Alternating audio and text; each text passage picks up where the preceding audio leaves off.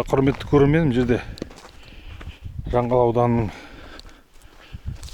далалық қырында жүрміз, шаруа қожалығында. Жерде жақында құлын қасқыр тартып кеткен екен. Соны көруге келе жатырмыз. Күн өте ыстық. Қазір машинадағы датчикті қарап едім, 43 градус көрсетіп тұр. Біздер күндіз іздеп жүргенде 50 градусқа дейін барды күннің ыстығы. Қазір кішкене реген қайтқандай болды, соның өзінде 43 градус көрсетіп тұр.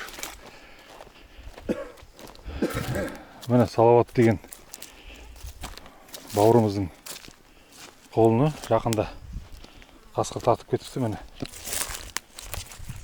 жерден тартқан ғой, Иә. Ал міне осындай өте жеке адамдарға, қожалықтарға қасқырдың кесірінен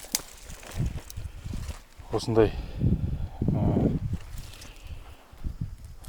орысша айтқанда орын келтіріп жатыр, шығындар ағадал малдарына. Малым жаным садақасы деген қазақтың сіздер мен біздер үшін осы жылқы малының етін жақсы көреміз ғой. Осындай құлыннан өсетін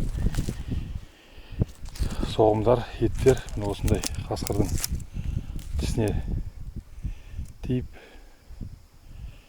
өліп қалып жатыр. Допустим, енді құлын жоқ дегенде бір 100 мың теңге тұратын шығар, да? 200 мың ертең. Иә, октябрьде. Октябрьде 200 мың, да? Пожалуйста. Бағып жүрген малының бірі осылай 200 мыңнан жанұясы қағылды деген сөз. Бәке, сізде де мал бар ма? Сізде бір-екі ауыз сөз айтып кетсеңізші. Себебі біздер енді мына келіп жатырмыз ғой, өздерің шақырғаннан кейін. Көп адамдар түсінбейді. Аяйды қасқырды. Болмаса жануарларды аяйтын ұйымдар бар. Инспекцияны айтпағанда сендер аңшылар аңдарды құртып жатсыңдар деген сияқты әңгімелер айтылады да. Біздер, допустим, бұл осы қасқырды аулап беріңдер деп біздер шақыртты Оралдан. Өзіміздің қалтамыздан шығарып, бізге ешкім ақша төлеп отқан жоқ. Бензиніміз бар, машинамыздың амортизационный расходтары бар. Күн болса мынандай ыстық, любой адам келе бермейді. Чисто өзіміздің құмарлығымызбен, аңшылық құмарлығымызбен жігіттерге көмек болсын деп келіп жүрміз. Қағазымызда бар лицензия қасқырға негізінде годовой. Қасымдағы жолдас жігітте, ол іште демалып жатыр. Бәке, соған бір-екі ауыз сөз айтып берші, қандай шығын болып жатыр сендерде? Мен де осы жерде көрші тұрам. Осы Салауатқа мен де құмда тұрам. Күн нет тұр. Бұл қасқыр деген қазір күшейіп кетті. Особенно жылқы, сиыр, түнде қамалсыз далада жайылатын малдар ғой. Осылар түнде тартып кетеді. Мен өз басымнан да осы биылдыққа 5-6 бұзау кетіп қалды. Ал енді оны қазір екінің бірі аулай алмайды, оған рұқсат бермейді. Рұқсат қағаз алу үшін қиын, оған Оралдан алу керек. Оған ешкім малын ұстап бара алмайды. Орал деген 300-400 шақырымдай жер бізге. Сосын мына жігіттер шақырамыз, манағы рұқсат қағаздар бар. Сосын жол бастап көрсетеміз. Онан да енді жігіттер келгенде су ботымасқа селе келеді. Қиындау, бір желіксе бір желікпейді, көп желікпейді. Ода түз тағысы өте сақ. Тек қана сол біреуін жеп кетсе ештеңе емес. Мына жігіттің өзі мынау 9-шы қолына. Ана жерін істейді де өлтіреді. Bir тістегесін қолын күрісті өледі де қалады болды. Қорасында да бір қолын тұр дейді ғой, да? О да ране қолын қорасында. Қазір барып көрерміз. Осы қиын, осыған баяғыда Совет уақытында аулайтын еді, терісін алатын еді. Қазір оның терісін де алмайды, ешкімге керек емес.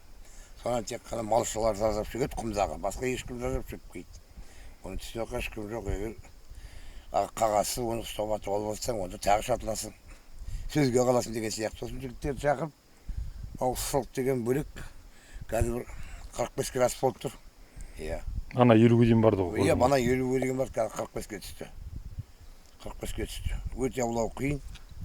Соны бірақ әнде жігіттермен манағы жүріп, Қарап жүрмін, пока әліге қойған жоқ. Таңертеңнен Осы- бастап жүрдік, Иә. ештеңелерге қойған жоқ та, ізгестік. Иә, ол Неше шақырым жүрдік әйтеуір, біршама жүрдік қой. қой жүрген боламыз. 70-80 жүрген боламыз. Иә, 70-80 шақырым жүрген боламыз. Сондай қиыншылық туғызып жатыр. Әрі жердің несі, Иә. рельефі де қиын екен да, жыңғыл ма, Иә. бір дөңгелек жіберіп жатыр, между прочим, ана қарасаң. Иә. Қожық дөңгелек. Ол қалың ғой, кіріп кетеді. Тікен бәрі қатты екен ағаштары да. Бұдан қуа алмайсың. Аттырмай сенен қашып кетеді. Шөп қалың көрінбейді. Қасқырдың бойындай көрінбейді. Ол сосын тек құлындарды төлдің астымен малды шығындығы жатыр. Соны білмеймін, оны кім бай үкімет тарапынан кішкене көмек болса жақсы болар еді адамдарға ұқсат беріп. Әлде аулайтын адамдар шығарып, әлде терісін алатын болса да, Интерес болса, интерес болады, біреулер алады бұнағы. Күшігін аулайды, әуелде баяғыда солай еді. Қазір ол ешкімге керек жоқ, ешкім ауламайды, содан көбейіп кетті. Бұл көп зиян. Ақада деймін, осы төлден өседі ғой, содан бала шағасының бәріміз де содан пайда көріп отырмыз. алдында түйе де сізден кетті ғой деймін. Иә, түйе кетті алдында, апрель айында. Үйдің қасынан кетті ғой жерде. О да сол бұраға. Ол жей береді. Сондай жаңалықтар, иә. Осы мына жігіттерге рахмет, жігіттермен жүрміз, сол көсет. Бірақ пока әлігі атқан жоқ, өте қиын. Жер деген кілең шағыл, кілең кустарник. Бұның арасында қуу мүмкіндік жоқ. Қумаймыз ғой, аңдып атамыз ғой біздер. Аңдып сол бұнағы, аңдып қарап, өте қиын.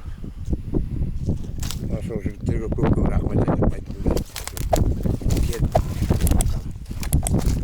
Жақсы, әзірге сөндіріп тұрамын. Қазір жаралы құлынды барып тұрып көрейік.